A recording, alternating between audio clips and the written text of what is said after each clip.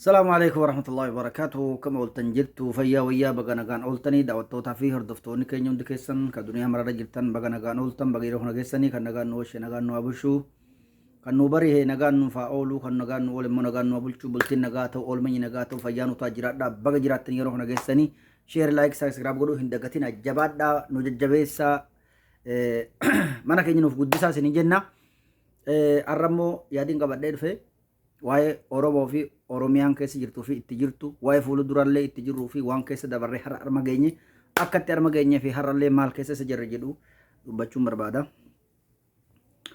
Egaa kan arrabsitanis galatoomaa kan afaarsitanis galatoomaa kan jecha kiyya jaalattanis galatoomaa kan jibbitanis itti dhuftan waan jibbitaniif booddee nadaamtanii fayyaataa jiraadhaadha. Innis maali wanni dhufe haa dhufuuti waan dhale haa dhalu jee dubbichi immoo bishaan obaasaa tura bishaan dhugaa yaa rabbi yaa saatir guuramaa naa qabuu jammare dubbiin dhugaatuun beektu lafee qabdi dubbiin sobaa dhama qabdi ni mi'ootti dubbiin dhugaa immoo hin hadhootti lafee qabdi garuu faayidaa qabdi agareen ishiidha akkasii dubbii lafee qabduu fi dubbii dhugaa qabduu fi dhugaa nuu dhufaa jirtuu fi kaleessa eessa turree ferra maal keessa jirru Oromoo maalti jira isa jedhuun barbaade dubbachuudha. Fayyaataa jiraadhaa hanga dhumaa akka nu daawwatta jechuun barbaada. Egaa Oromoon eenyu abdatee maal abdataa? Kaleessa maal kee ture har'a eessa jira isa jedhu fayyaa nuutaa jiraadhaadha. Oromoon kaleessa gaafa Dr. Abiy Ahmad aangoo qabatee aangootti dhufe Oromoodhaa waan jechaa turee fi Oromoo dhiisii Oromoo bira darbee faranjootallee gowwoomfate gaafsan eenyutuun gowwoomuu didee eenyutuun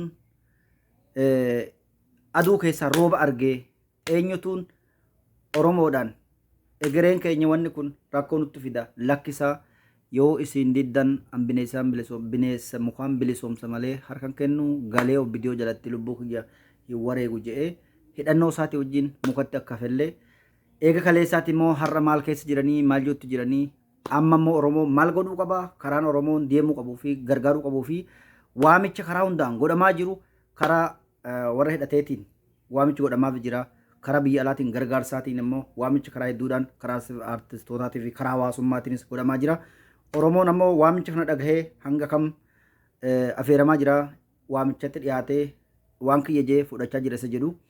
Egaa fayyaataa warra waamicha godhee siraa dubbachuu barbaadna hanga waamicha kana namni Oromoo ta'ee quuqama qabu biratti dhiyaatee itti jiruufillee irraa dubbanna.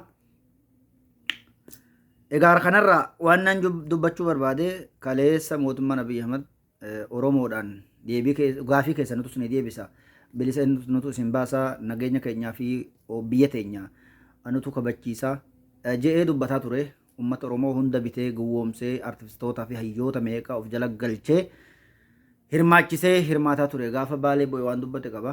Isin waa'ee siyaasaa nurra dhiisa waa'ee misoomaa sinirra dhiifne waliinuu tibba baana jee itti dhaame Oromoo. Tole jee Oromoon gaafsa fudhate. Harka dhahee shaneen biyya balleessiti shaneen biyya balleessuuf sarka teesse malee Oromoof ta'uu fi miti. Ergamtoota TVLF fi jedhanii maqaa itti baasanii arrabsaa turassan warroonni gaafsan hubannoo dhabuudhaan aboo arrabsan meeqatu jira waraana waboo bilisummaa Oromoo arrabsaa turan meeqatu jira jecha isaanii lakkaa'iftuu hin danda'u akkasumatti lakki wanni amma deemaa jiru kun nun bitu nun fayyadu nun haaraju je'ee warri dedee kaleessa isaaratti hafe ammoo faranjillee inni fudhatee jechuudha. Noobeelii badhaasee nama nagaa ceesisuu nama biyya guddisuu nama biyya ijaaru nama nagaa jaalatu nama nagaa buusuu nama tokkummaa nama laalu jedhanii hanga addunyaalleen ittiin gowwoomsu ta'e gaafsan eenyutuun dubbii tana rooba keessaan yookiin aduu argee bona yookiin ammoo bona keessaan rooba fuulduratti argee rakkoo kana baqatee saaratti hafee har'a immoo bilisummaa fiduudhaaf dhaabbatee isa jedhu waboo adda bilisummaa Oromoo waraana saara jiru har'a gocha karaatiin hojjechaa jiru. Waraana isaadhaa cimsatee Oromiyaa fi Oromoo bararuudhaaf dhaabbachaa jiru. Ammallee waamicha godhanii jiran karaa Oromoon ittiin bilisa bahu akka dhuftanii waliin hiriirru nun ajjeesinaa isin ajjeefnu nun adamsinaa nun basaasinaa sinin barbaannu karaa nagaatiin kottaa waliin qabsoonna jedhanii waamicha godhaa jiranii. Karaa biraatiin ammoo garee dambalii humna qeerroo Oromoo biyya adda addaarraa walii gurmaanii hojiitti jiran koreen isaanii waamicha Oromoo bal'aaf godhanii gargaarsaa goonuu hoboo biraa dhaabbannu jedhanii irraa dubbataa jiran. Garuu Oromoon bakka sanitti hirmaatee waamicha san dhaga'ee dhufe hin jiru. Ilaalchi Oromoodha har'a eessa jira osoo TPLF isaan waammatee artivistii nuu tahaa miidiyaa nuu tahaa jedhanii hin waamin.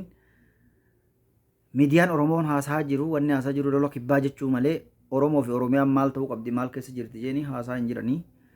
Egaa kaleessaa fi dheengadda guyyoo waariyoodha waa'ee Oromiyaa fi Oromoon keessa jirtu irraa haasaa ture. Bas sanii achitti kaaba jechaa malee wal kaabnee fi xaabaanu jechaan Oromoo bira hin jiru jechuudha. Baay'een nama waa'ee bilaa kanatti garagalee haasaa jira jechuudha. Garuu TPLF warruma kaleessa Oromoo akka arge godhaa ture. Oromoo hayyoota meeqa balleessaa ture. Warruma immoo hiriira itti baanee irreechatti nu fixassanii kararratti nu fixassanii warruma immoo haadha ilma ajjeesanii haadha gubbaa kaansan isaanuma jechuudha. Egaa dhugumaan lolli jiru irraa dubbatamullee haa ta'u malee Oromoon waan ofii dhiisee waa biraa haasa'urraa of qusatuudha qaba. Gochaa fi jecha ofii mil'atuu qaba. Namni waan ofiitti abbaa ta'ee waan ofii dubbatee waan ofii mirkaneeffatee waan ofiitiin fiixa bahuudha malee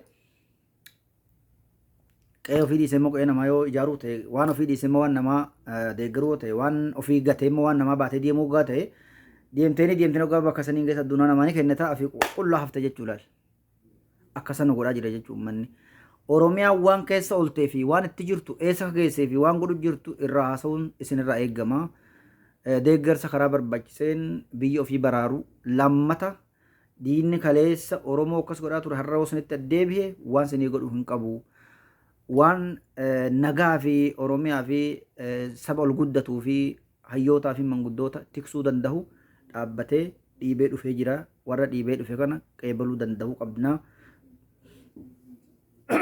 Fayyaa nuutaa jiraadha. Baga jiraattani baga yeroo kana geessanii. Oromoon waan isaa ta'uu fi waan isa baasuu fi waan isa bilisa baasu biyya kee irratti qindaa'ee hojjechuudha qaba.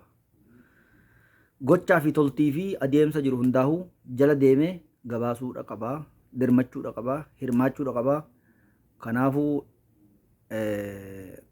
hayyootaa fi warri miidiyaa irratti haasottanii fi warri miidiyaa addunyaa irratti haasottan miidiyaa dhuunfaa qabdan hundi keessanuu waa'ee Oromoo fi Oromiyaa irraa hin dagatina biran darbina jechuu barbaadeeti. Oromoon maal keessa jira? Rakkoon har'a keessa jiru Oromoon kan hidhatti hafee rakkachaa jira. Biyya alatti hidhamee hidhaa keessa rakkachaa jira. Biyya keessatti kan mana diinni irraa gubee bokkeenyi alatti dhahaa jira. Kan beela'e beela'aa jira. Kan waraanaa immoo lolaa jira. Waa meeqa osoo jiru gama tokkoonis ammoo as bahanii meeshaa keessa walaadhaa jedhanii eeyyamaa nuu kennanii jiran jechuudha. Meeshaa keenya walaannee nuyi waan itti godhuu deemnuu fi waan godhuu deemnu nutu beeka. Meeshicha hin qabnu godhuu yoo qabaannee arganne itti fayyadamuun keenya silaa hin oolu. Fayyaataa jiraadhaa woo dhabnees warra qabu deeggarree warra qabu harka ol qabnee waan qabnuun bira dhaabbannee adeemsa isaanii deeggarree abshir jenneeni isin bira jirra cinaa keessan jirra dandeettii fi yaada keenyaan bira dhaabbachuudha qabnaa jechuu barbaadeeti. Fayyaataa jiraadhaa. Oromoon bal'aan biyya addunyaa biyya garaagaraarra jirtan sagalee kiyyan dhageessanillee waamicha koreen dambalii humna qeerroo isiniif godhetti akka hirmaattan tokkoffaa ka lammaffaa warroonni biyya keessa jirtan diinaa fi fira keessan adda baradha.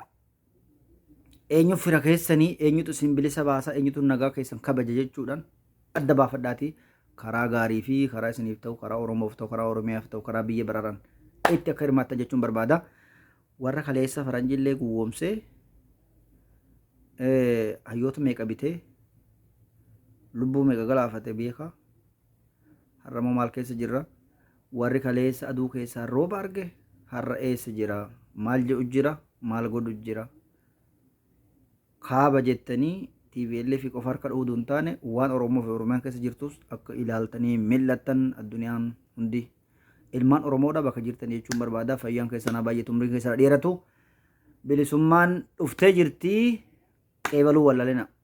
Keessummaa nama dhufte namni harka bal'isee qeebalaa keessummaa isin dhufaa jirti. Oromoon bal'aan lafaa ka'atii qeebalaa hirriiba rafinaa rafuun darbee jirti. Hirriibni darbe egaa wanni hundi watti qabdii fayyaataa jiraadhaa umurii dheeraadhaadha. Oolmanyi nagaa ta'u fayyaan keessanaa baay'atu. Salaamu alaikum.